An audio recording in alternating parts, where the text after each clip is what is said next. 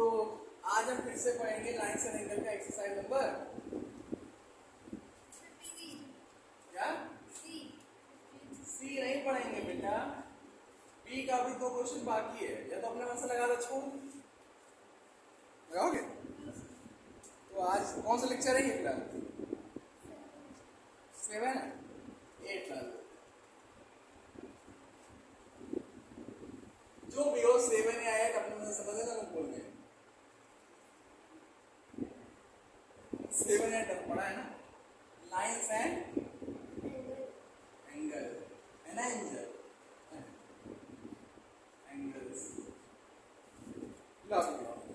लाओ 2 क्वेश्चन बचे भी पढ़ाए, उसके बाद तुमको पढ़ा थोड़ा बेसिक्स, उसके बाद चले जाए exercise 7।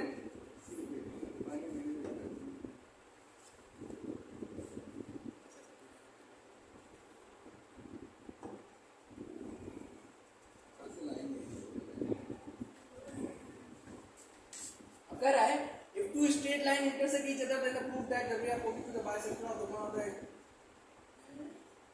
angles of form bisector vertically opposite। अरे बड़ा सिंपल क्वेश्चन कह रहा है कि 2 लाइन एक दूसरे को बाइसेक्ट कर रही हैं। चलो ठीक है, मान लिया बाइसेक्ट कर रहे हैं, अच्छी बात है।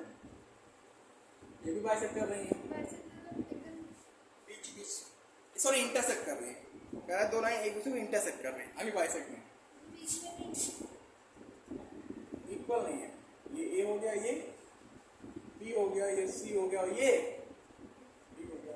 कह रहा है कि एक लाइन ऐसे गई जो क्या कहते हैं एंगल होगा, कर रही है बीच से बाइसेक्ट कर रही है, देखो एक बाइसेक्ट कर रही है। कह रहा है जो इसके अपोजिट एंगल है, जो वर्टिकली अपोजिट एंगल है, उसको भी बाइसेक्ट करेगी। ये प्रूफ करो, कि जो उधर का एंगल है उसको क्या करेगी, बाइसेक्ट करेगी। ठीक, चलो ठीक है। अब इसको मैं मान लिया ई और एफ। अब क्या करेंगे सबसे पहले ये बताओ। अच्छा सर नोट कर लो, इतना नोट करो पहले। अब देखो यहाँ पे ये जा रहा है। अब मान लिया इसे हमने एंगल फर्स्ट कह दिया,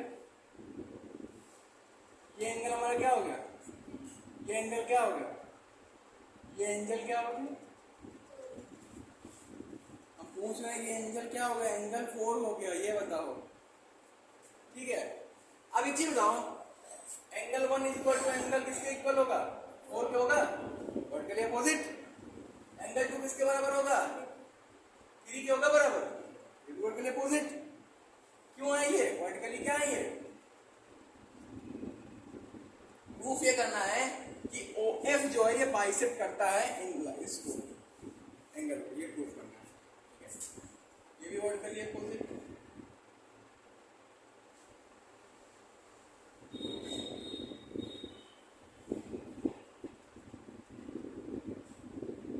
लेकिन एक चीज जानो, यहाँ एंगल 1 जो है वो एंगल 2 के बराबर है और एंगल 3 जो है एंगल 4 के बराबर है। क्यों बराबर है,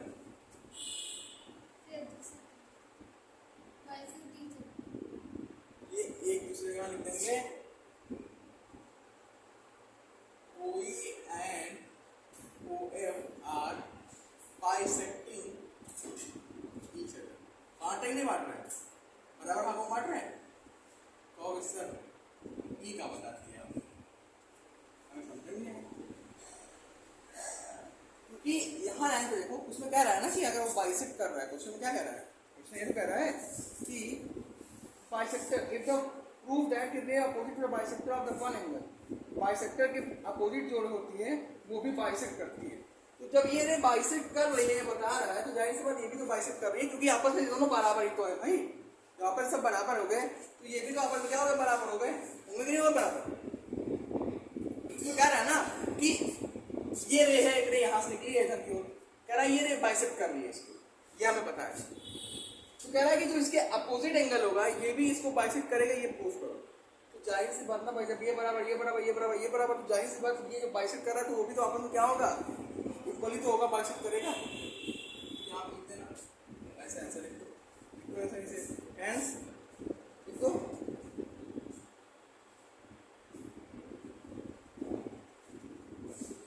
Hence OF is bisecting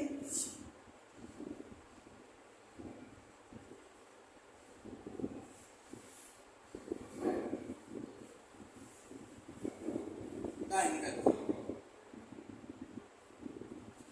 clear?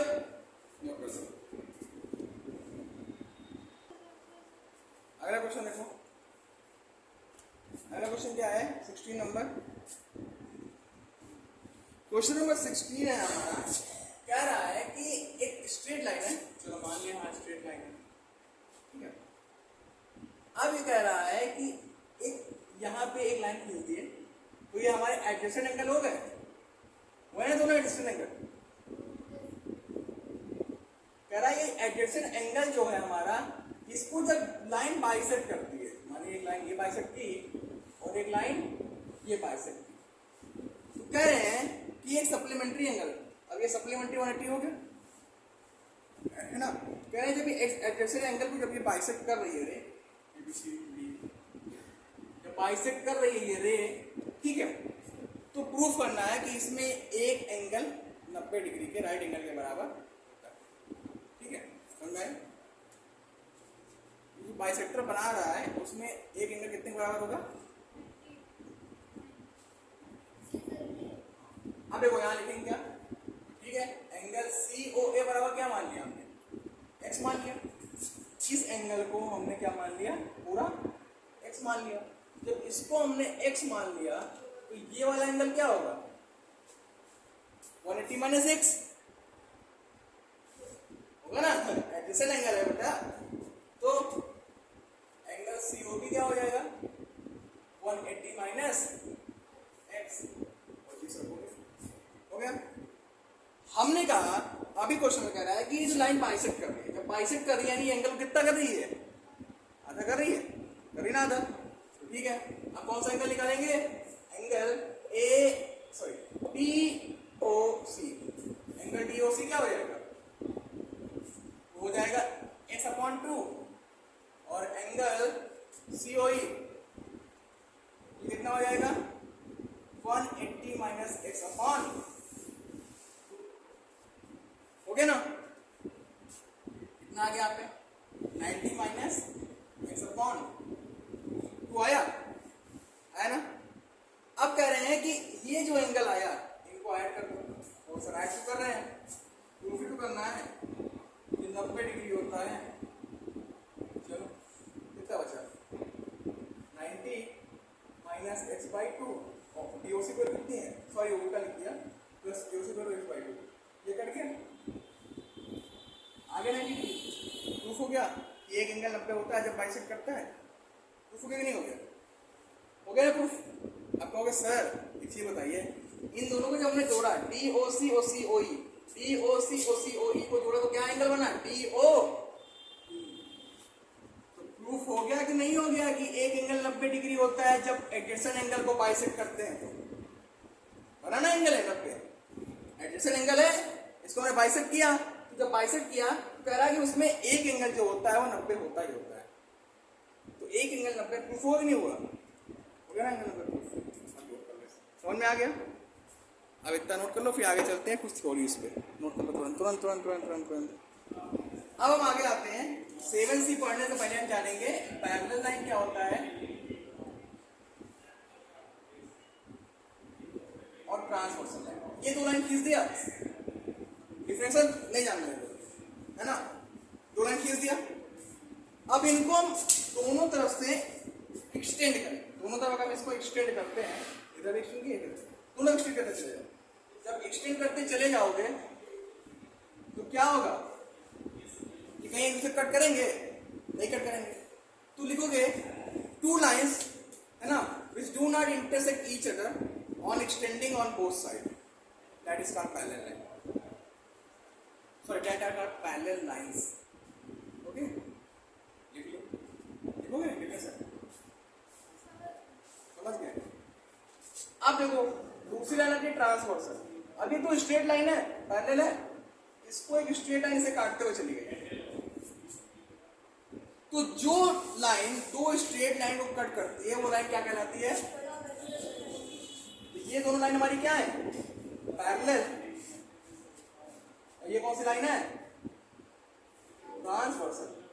अब जब ये कट किया तो यहां पे एंगल बन गए, है ना एंगल, यहां क्या बन गए? एंगल बन गए। कौन कौन से एंगल बने? Angle 1, angle 2, angle 3, angle 4, angle 5, angle 6, angle 7, angle 8 हुआ। ये एंगल 1 हो गया, ये 2 हो गया, ये 3 हो गया, ये 4 हो गया, ये 5 हो गया, ये 6 हो गया, ये 7 हो गया और ये 8 हो गया। एक चीज और नहीं जो होता है इसमें कि एंगल 1 बराबर एंगल 4 होगा वर्टिकली अपोजिट, एंगल 5 बराबर एंगल 8 होगा वर्टिकली अपोजिट, एंगल 7 बराबर एंगल 6 होगा वर्टिकली अपोजिट, एंगल 3 बराबर एंगल 2 होगा वर्टिकली अपोजिट। लिख देता हूं एंगल 1 बराबर एंगल 4 कॉमा एंगल ऐसे, एंगल 2 बराबर एंगल 3, एंगल 5 बराबर एंगल 8, एंगल 7 बराबर एंगल 6 हुआ। ये सब कौन सा एंगल है? ये फिगर के अनुसार, इस फिगर के अनुसार देख के तो हर जगह पे ये लगेगा, ठीक है। वर्टिकली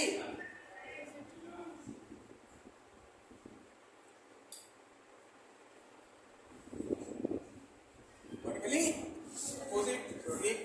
अब देखो एंगल 1 बराबर एंगल 5 कॉमा एंगल 2 बराबर एंगल 6 कॉमा एंगल 3 बराबर एंगल 7 कॉमा हाँ एंगल 4 बराबर एंगल 8। ये कौन सा एंगल है? करेस्पॉन्डिंग। ये कैसे दिखने वाला है? ठीक है। आप ध्यान दो, angle 3 is equal to angle 5, angle 4 is equal to angle, ये दोनों क्या हो गए हमारे? Interior angle. कौन सा angle? these are interior angle. Clear? Note कर लो इसे, नोट कर लो इसे बालक एंड बालिकाओं, ये इंटीरियर एंगल हो गए। अब ध्यान दो यहाँ पे एंगल 5 बराबर एंगल 4, एंगल 3 बराबर एंगल 6।